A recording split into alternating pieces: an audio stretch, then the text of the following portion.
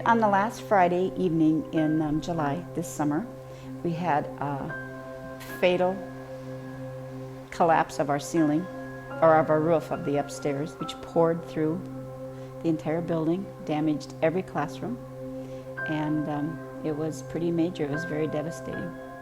Upon arrival, we found that a major roof component had failed due to a clogged drain.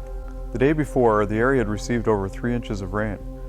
From our estimate, over 20,000 gallons of water had poured through the school as a portion of the roof that had collapsed, soaking the structure and contents on every floor, wall to wall. And essentially ruined every single classroom, closet, hallway. Every inch of the building was essentially ruined from top to bottom. I mean, our top floor just had water damage everywhere, and then the water leaked down, and computers, I mean, you name it, everything was destroyed in the building. It was a complete disaster.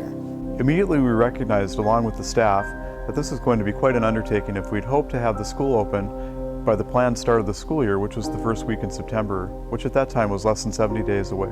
It was great because, ServiceMaster provided us with a list of every single thing that they found in the building. They took pictures of it. They listed exactly what was wrong with it, if it wasn't salvageable anymore, or if it was salvageable. And we were able to find where it was located when they took it out of the building, and we were able to make that decision then for ourselves if we thought it was salvageable. And it was kind of nice to have that process. I mean, if we had to do it by ourselves, I mean, it would have taken us years to go through everything that was, in the building. And we were very blessed to have ServiceMaster response team here in this building by 5 o'clock on the Saturday after it had been discovered about noon. And it's been a blessing ever since that they were here. I would say, one of the biggest surprises was that the building was able to be used so quickly. I go back to the fact that I thought there was no way, if we were even going to be in this building, and we wouldn't be in here until after the holidays.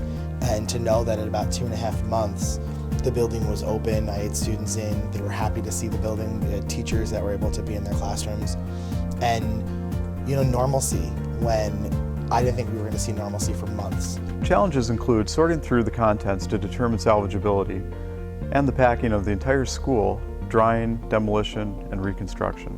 The Sunday morning after this happened, I came here to go to Mass in the morning, and I was just standing in the parking lot.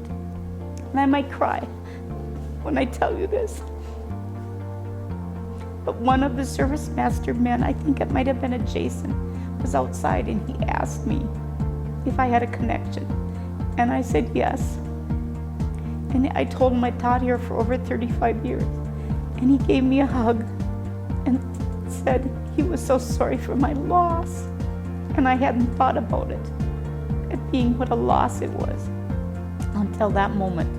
And I just knew then that we were in really good hands, because these people really understood what it was to go through what we were going to be going through. And it just gave me so much comfort that I knew it was going to be okay. In the end, we met the challenge. The school opened in early September for the start of the school year. We put this important community structure back in operation for its staff and students.